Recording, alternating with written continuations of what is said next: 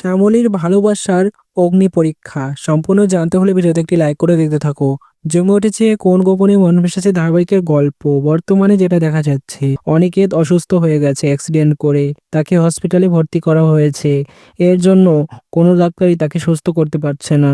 তাকে বলা হচ্ছে সে কোমায় চলে যেতে পারে, এতটা ডেঞ্জারাস অবস্থা।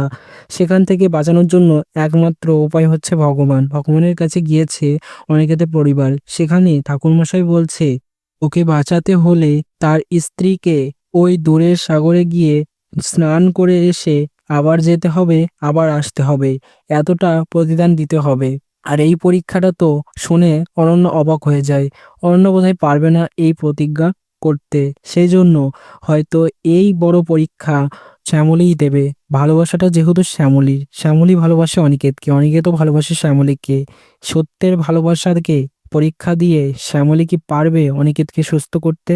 হ্যাঁ, শ্যামলী এই কাজটা করবে। সে এই অগ্নি পরীক্ষা দিতে রাজি। অগ্নি পরীক্ষা দিয়ে সে অনিকেতকে সুস্থ করে তুলবে। তো প্রিয় দর্শক বন্ধুরা, তোমাদেরও তাই মনে হয় তো শ্যামলীর ভালোবাসার জোরে অনিকেত বেঁচে উঠবে? কমেন্টসে জানিয়ে এখনই সাবস্ক্রাইব করে নাও আমাদের ইউটিউব চ্যানেল। ধন্যবাদ।